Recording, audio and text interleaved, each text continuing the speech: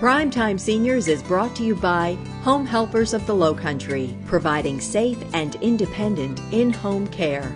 And filmed on location at Riverside at Belfair. More than a retirement community, it's a lifestyle. Welcome to Primetime Seniors, living for today, making choices for tomorrow. I'm Debbie Court, coming to you from Riverside at Belfair.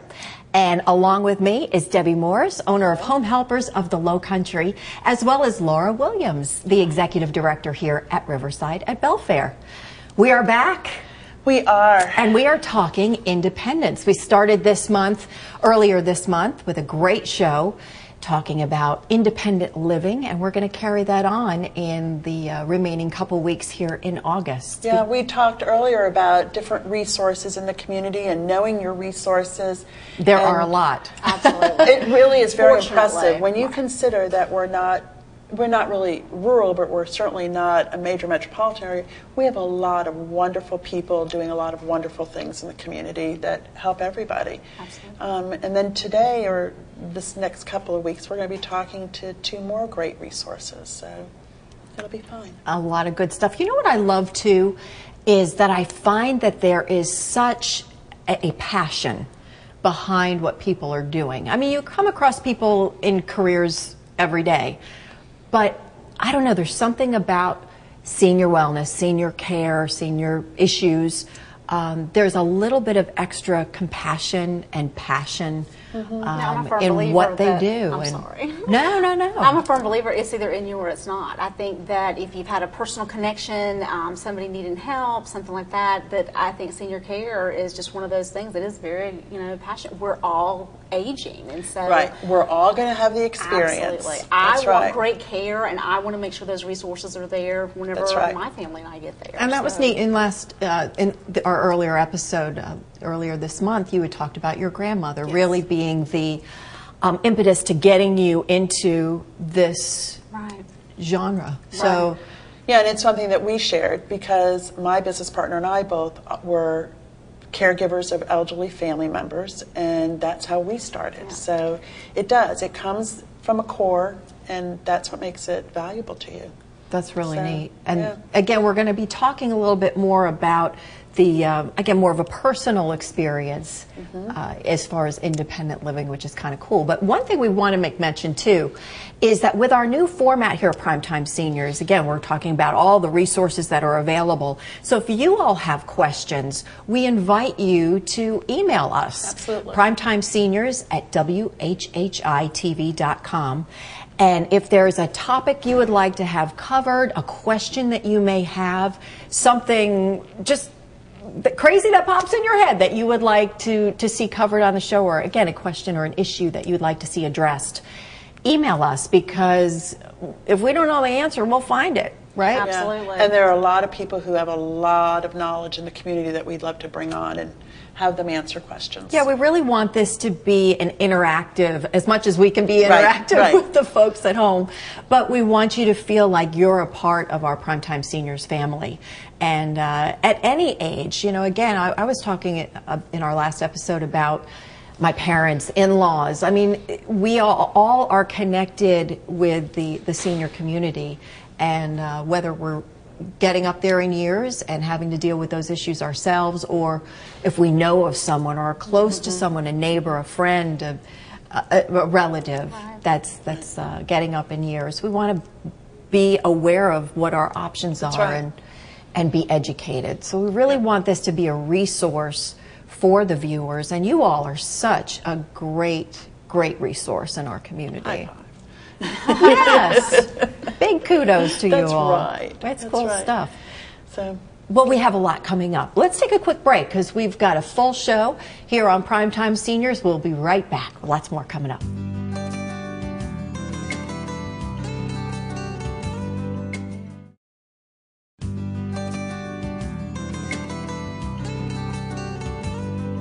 Welcome back to Primetime Seniors. Susan Kelsey joins us now. She is a geriatric care manager and owner of Assistance Plus. Thank you so much for being here. Thank you for having me. Appreciate it.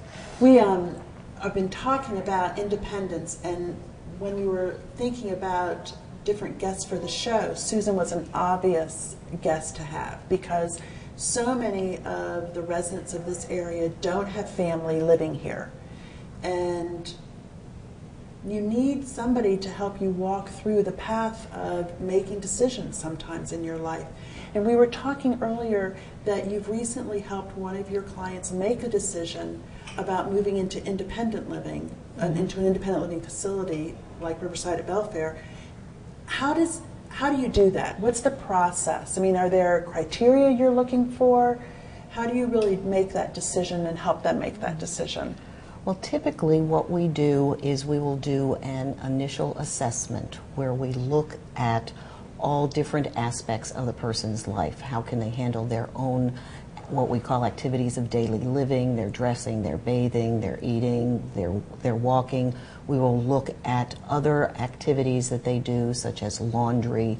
Can they prepare meals? Can they handle money? Can they use the telephone in an emergency? We look at the safety of the home. We look at their nutrition, and also one of the key pieces is medication management. Right. Can they handle their own medications? Right. At first, we may be able to put some support in the home, but for some people, especially if they have a dementia as the disease progresses, then they can't manage without more support. And that's when we start looking at some other options for them. With Assistance Plus, then, does your charge come from the family members who are out of town, or does the actual individual give you a call and say, hey, I need your services to give me a hand in making some of these decisions and finding what's best for them?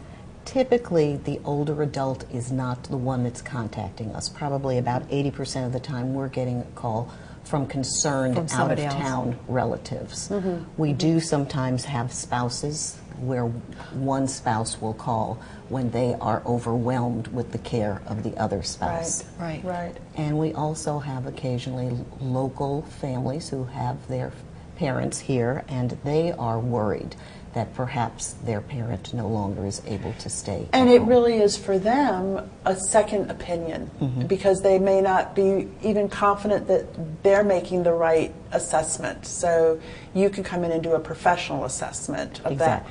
Yeah, I was thinking about that when we were talking about independence, and in the recent past at Home Helpers, we had a client who really decided to go into an independent living facility because maintaining her home was just becoming overwhelming to her. She had lost her spouse. She was now having to manage yard, maintenance, the finances, all the things that they used to share. And she opted to move out of her home and go into an independent living facility because it simplified her life.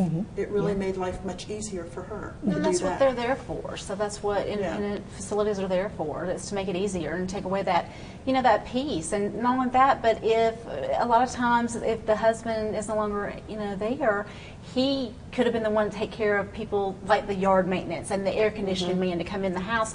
She may not feel comfortable doing that. Who wants to deal with that? I don't want to deal with that now. Never mind when you hadn't done it yet. Forget it. Yeah. And that is one of the things, we will take over that piece a lot of times. We will get referrals, and it's primarily older women, but it can be older men as well, who are overwhelmed, and we can provide that support when they call and say there's a leak. What do? We can call a plumber and get the plumber to come in because they just don't know who to call. They feel uncomfortable. But sometimes it becomes more expensive to have all those services coming into the home.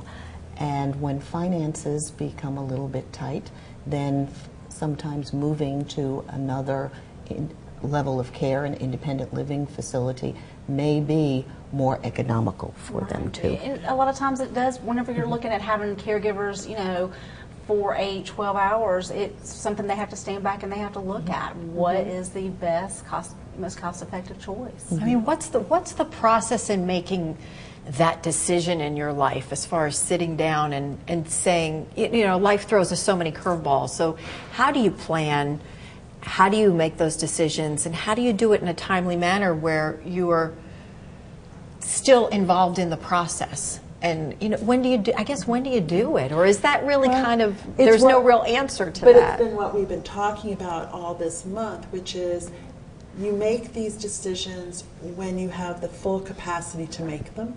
You make them as well informed as you can, and you start today looking for resources like Susan's services and other services we've discussed, because you don't know what you're going to need, and our community is full of wonderful resources.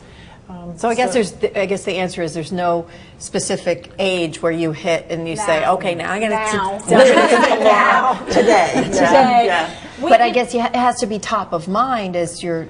Well, Susan, don't you find that there's usually some kind of event that precipitates it? I mean, Laura and I laugh that it's when the children have come for a holiday visit and they're expressing concerns, and the family says, fine, get off my back, I'll do something. That seems to be a lot of it. That's part of it. Or what we don't like to see is being crisis managers. Absolutely. When we get the call in the crisis that mom has fallen, she has broken her hip, and she was taking care of dad. What do we do now? And unfortunately, we all see those as well. It is ideal if people start planning and looking at their finances, seeing what they want to be doing with their life, and here is what we have as far as our resources go, our monthly income, our assets, and we will sometimes sit down with them and do various budgets. This is what it will cost you to stay at home with the level of care that you need, the number of hours of caregivers. This is a comparison with what it will cost if you go to independent living. This might be what it would cost if you went to assisted living. And so people are prepared then. Right. And I think that's very Making important. informed decisions. Yes. And I think the more proactive that you are, the less stress you end up. It's not something always hanging over you. It's okay. You've already made those decisions together. You've gone through the process as a family, and all you can do is, make it more quality of life. Yeah. I like what I hear you saying, Susan, in that it's you're linking people to other resources as well. So when they're trying to make these decisions, you may be sending them to a financial planner or a financial advisor, or you may be talking with their families or their doctor about health care and management of that. So you really are very holistic. You look at the whole situation. We do. And look at options going forward from that point. And we do, as I said, the cornerstone of the practice of a geriatric care manager is to do an initial assessment, provide recommendations, give people alternatives, and then the families can either go ahead on their own, follow through with some of these recommendations. They can use us again. We can monitor their family, report back to them. One of the nice things we do is we can email 3 out-of-town adult children at one time, so everybody stays informed. That's great, keeping everybody on the same page with it all. It's a very important. That's great. Susan, thank you so much for joining us, Assistance Plus. We'll be right back here on Primetime Seniors. Don't go away.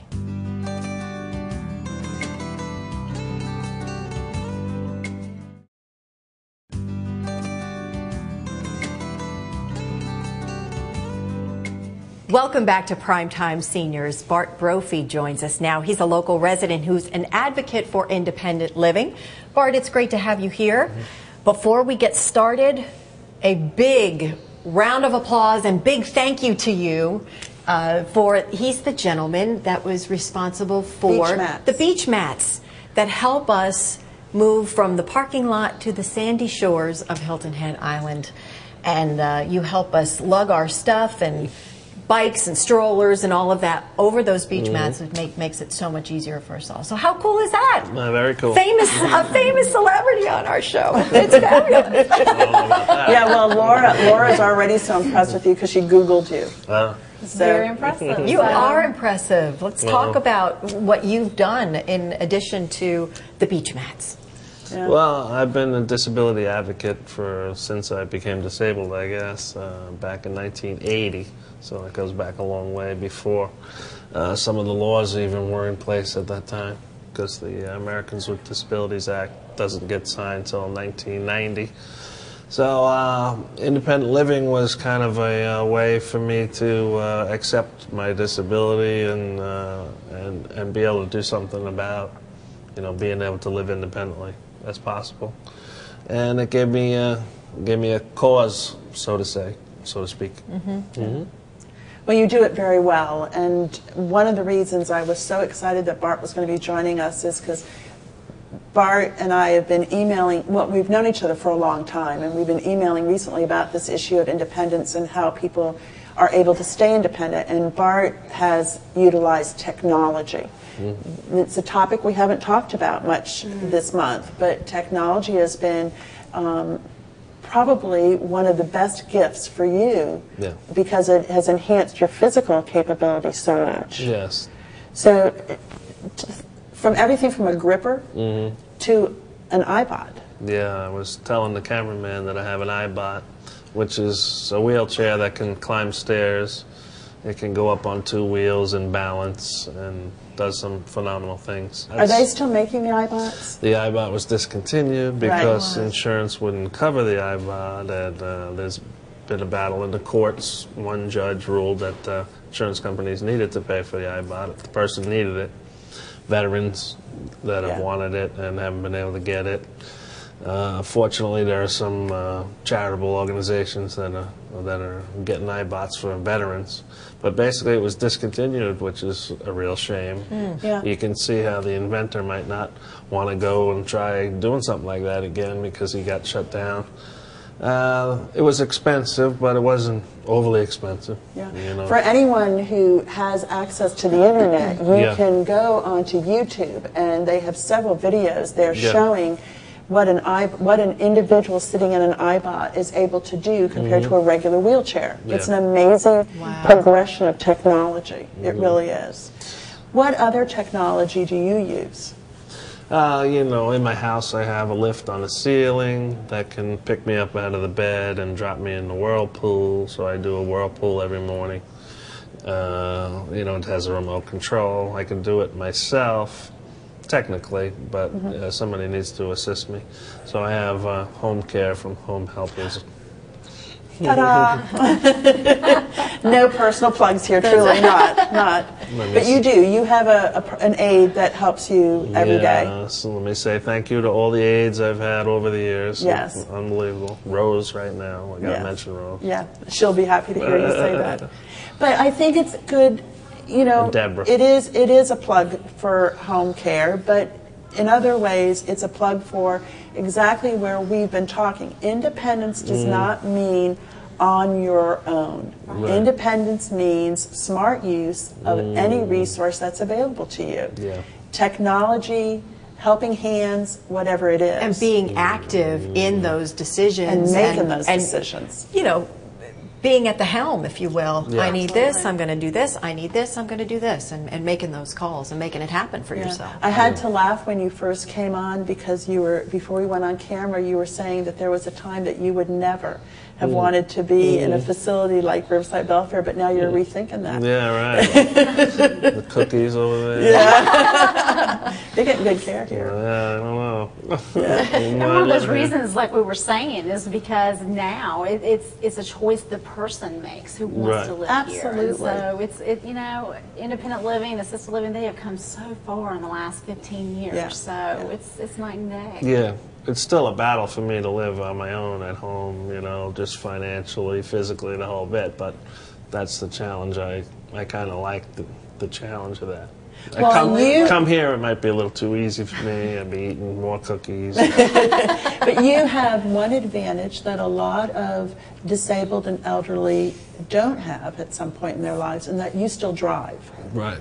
And so for folks that don't drive, and they are more prone to being socially isolated, a congregate living situation can be a great advantage. Yeah.